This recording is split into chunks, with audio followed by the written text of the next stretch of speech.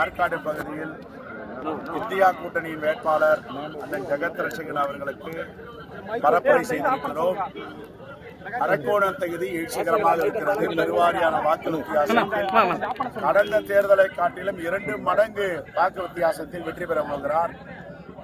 யார் ஆள வேண்டும், யார் ஆளக்கூடாது என்று மக்கள் தீர்மானித்திருக்கிறார்கள். பாசிச பாஜகவை அகற்ற வேண்டும். பாசிச பாஜகவிற்கு துணை போன அதிமுகவை ஒருபோதும் மன்னிக்க மாட்டோம் என்று தமிழ்நாடு மக்கள் முடிவு செய்திருக்கிறார்கள். தமிழ்நாடு மட்டுமல்ல, இந்தியா முழுவதும் மிகப்பெரிய எழுச்சி ஏற்பட்டு இருக்கிறது. இந்தியா கூட்டணிக்கு 10 ஆண்டுகளாக கொடுத்த வாக்குறுதியை நிறைவேற்றாத மோடி வேண்டுமா? இந்திய மக்களுக்கு அருமையான கேரண்டி ஸ்கீம், கேரண்டி கார்டு கொடுத்திருக்கின்ற ராகுல் காந்தி வேண்டுமா? இதுதான் மக்களிடம் எழுந்திருக்கின்ற கேள்வி. 10 ஆண்டுகளாக 1,05,000 கோடி ரூபாய் மோடி கடன் வாங்கியிருக்கிறார். ஒரு இந்திய குடிமக்கள் தலைமையிலும் அவர் தலையில 1,50,000 ரூபாய் கடனை ஏற்றியிருக்கிறார். 1952 முதல் 2014 வரை 55 லட்சம் கோடி தான் இந்திய தேசிய காங்கிரஸ் ஆட்சியில் இருக்கும் போது பெற்றது. ஆனால் 10 ஆண்டுகளில் 2 மடங்கு அதிகமாக கடனை வாங்கி ஒரு இந்தியர் தலைமையிலும் 1,50,000 கடன் சுமையை ஏற்றியிருக்கிறார் மோடி. இந்த பணத்தை எல்லாம் யாருக்காக கொடுத்திருக்கிறார்?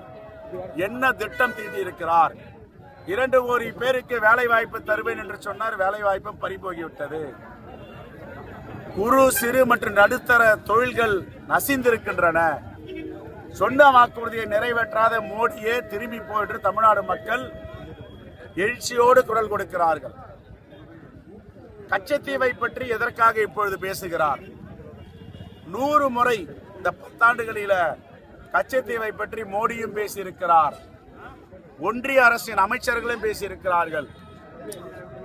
கச்சத்தீவு வரலாறு தெரியாத மோடி அவர்களை இந்த தேசத்தை பாதுகாப்பதற்காக, கடல் எல்லையை விரிவுபடுத்துவதற்காக, இலங்கையில் உள்ள 6 லட்சம் தமிழர்களை பாதுகாப்பதற்காக கொண்டு வரப்பட்ட மிகப்பெரிய திட்டம் நம்முடைய கடல் எல்லையில விஸ்தரிப்பு, கடல் எல்லையை விரிவாக்கம் செய்தார் அண்ணன் இந்திரா காந்தி அவர்கள்.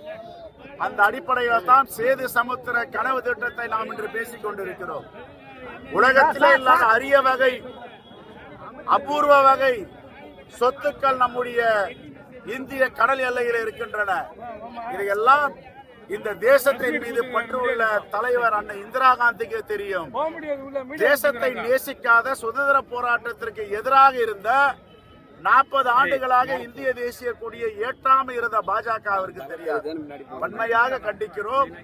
எங்கள் தலைவர் இந்திரா காந்தி அவர்கள் தன் உயிர் போகும் படுகொலை செய்வார்கள் என்று தெரிந்த போதும் இந்த நாட்டு உரிமையை விட்டுக் கொடுத்ததில்லை. ஆனால் நீங்கள் 2000 சதுர கிலோமீட்டர் லடாக்கிலும் அருணாச்சல் பிரதேசத்திலும் சீனா ஆக்கிரமிப்பு செய்வதற்கு அனுமதி அளித்திருக்கிறீர்கள். ஆனால் என்ன சொல்லுகிறீர்கள்? மக்கள் மத்தியில ஒரு இடம் கூட ஆக்கிரமிக்கவில்லை என்று. ஐநா சபையிலும் வெளி உலகத்திலும் வெளிநாடுகளிலும் சீனா இதைத்தான் சொல்லி வருகிறது. அந்த நாட்டு பிரதமர் மோடியே ஒப்புக்கொண்டார் என்று. இந்த நாட்டை காட்டி கொடுத்து இந்த நாட்டுடைய மண்ணை விட்டு கொடுத்த மோடி கச்சத்தீவை பேசுவதற்கு எந்தவித முகாந்திரமும் இல்லை, எந்தவித அவருக்கு உரிமையும் கிடையாது.